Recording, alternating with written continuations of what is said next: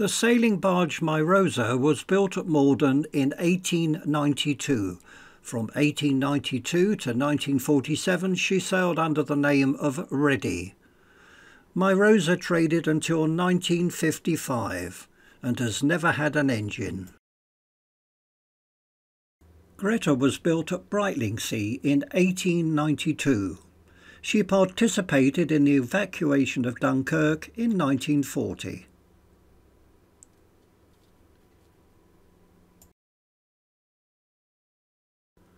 Alongside the West Quay Ridham Dock we see the Celtic Fortune, 4,500 ton, and was built in the Netherlands in 2006.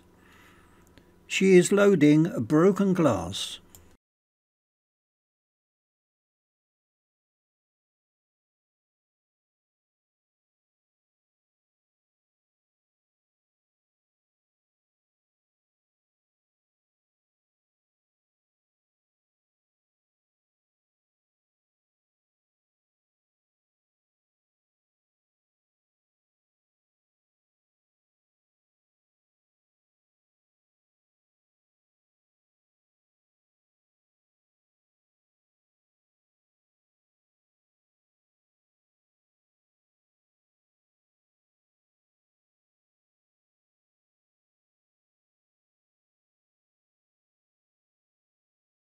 Rounding Long Point we see the wind turbines at the port of Sheerness.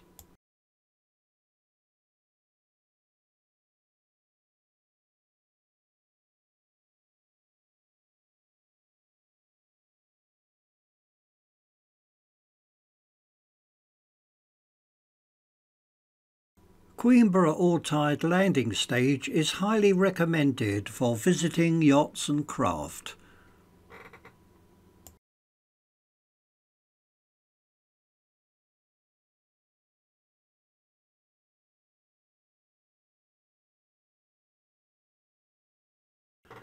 We are now approaching the Isle of Grain ballast berth, and alongside is the Yeoman Bontrup, discharging at this time.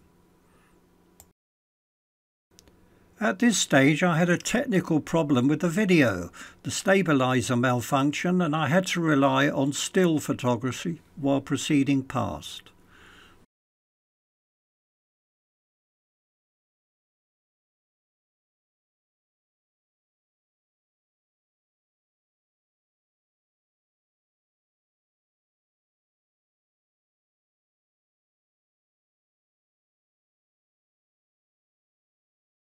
The start of a new day, and I've managed to sort out the technical problems with the video, and here we've just left Stangate Creek and approaching the barge Susan L.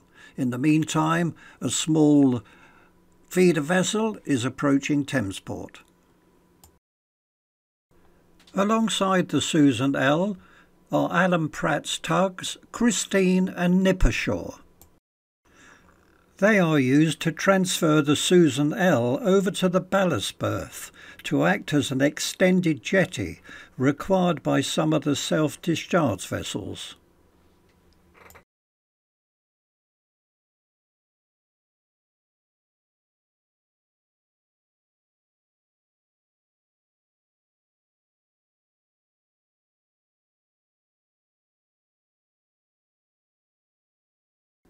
In the distance is the GPS Marine Services fuel barge Dispenser. She is outward bound to the Thames to refuel the GPS fleet and other craft with biofuel.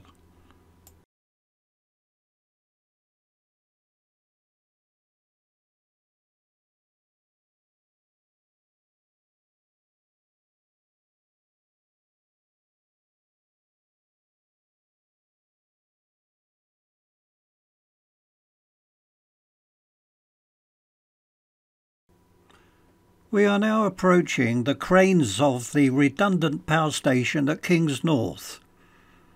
One wonders if there may be another use for this jetty in the future.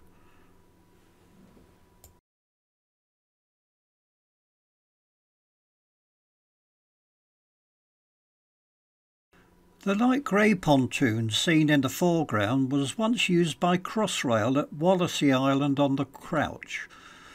Spoil from the Crossrail project in London was discharged from coasters.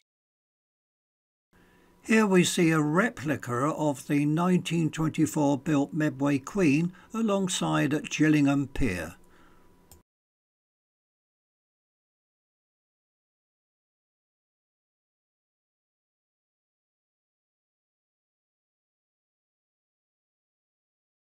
Maintenance is being carried out on a GPS barge on a floating dock near the lock gate at Chatham.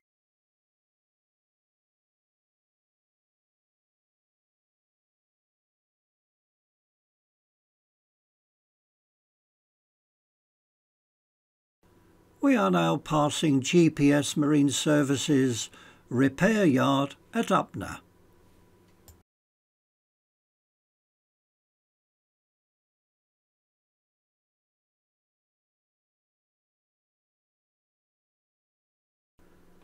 A collection of small craft can be seen moored alongside Turk's shipyard at Chatham's historic dockyard.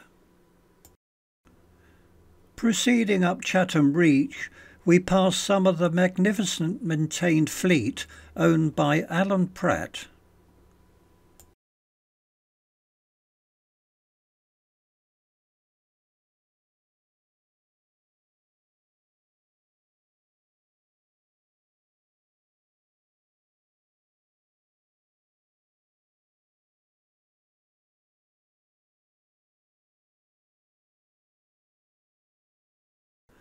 The preserve tug Challenge can be seen on the Medway in full working order in certain times of the year.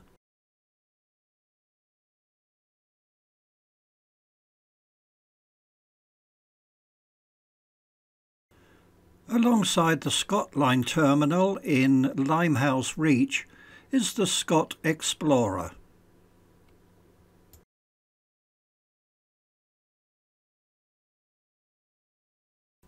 The tug Bostonian and other craft can be seen moored opposite the Medway Bridge Marina.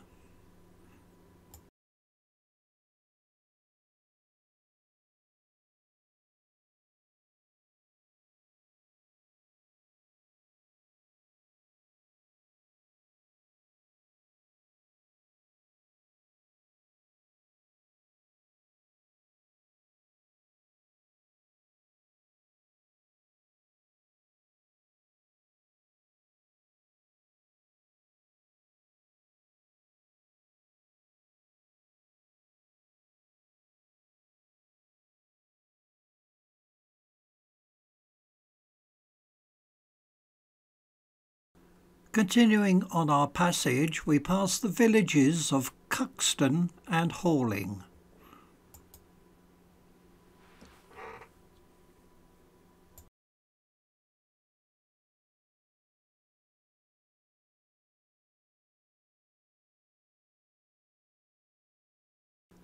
At Snodland we pass the Smurfit Kappa paper mill. This mill specialises in producing cardboard from recycled paper and is one of the largest of that type of mill in the UK.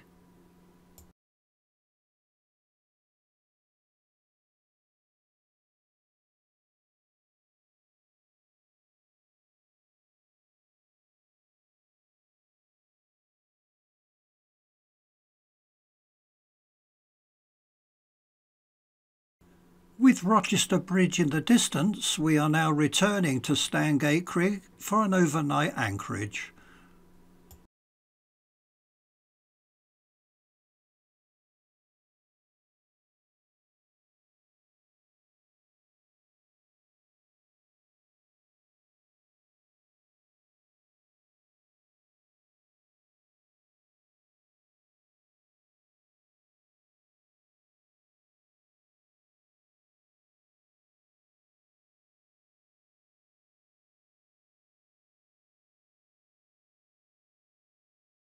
Alongside Crown Wharf is the cement carrier Semvale.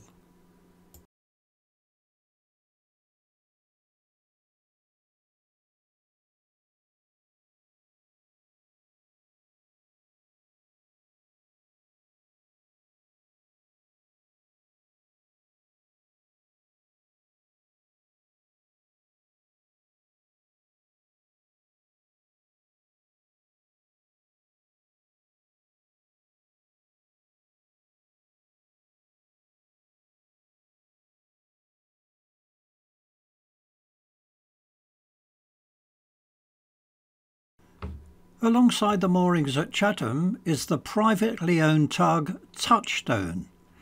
Originally owned by Corries Lightridge, she towed the London refuse barges along the Thames to the waste treatment plant.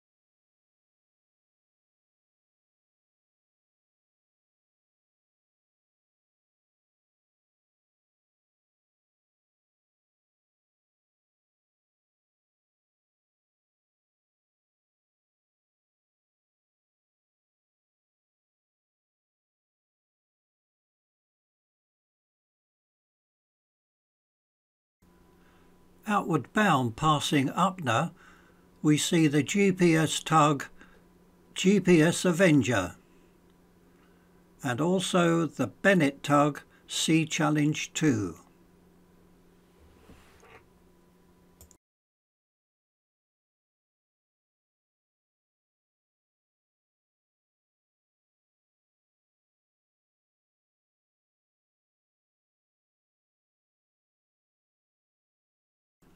Just arrived at Hoo Marina is an ex-Trinity House vessel. They seem quite popular at Hoo.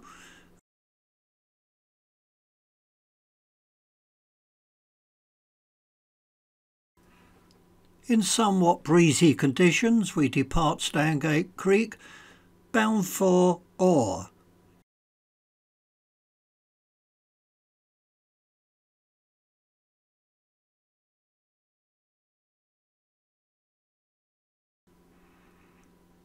Along the way we see the Sea Challenge 2 alongside the ballast barges, ready to load and then further transport up the Thames.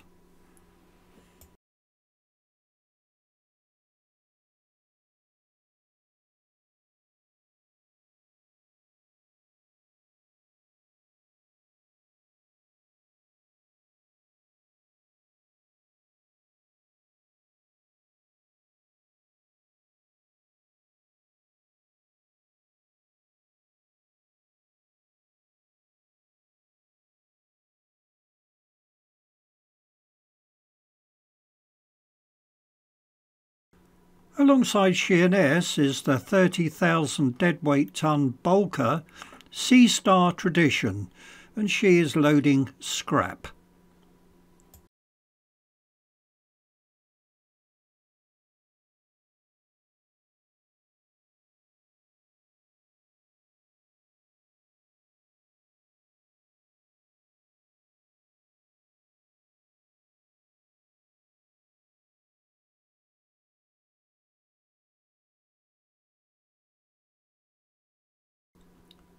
The tide has just turned as we make our way along the Swale, heading back to Orr Creek and our pontoon.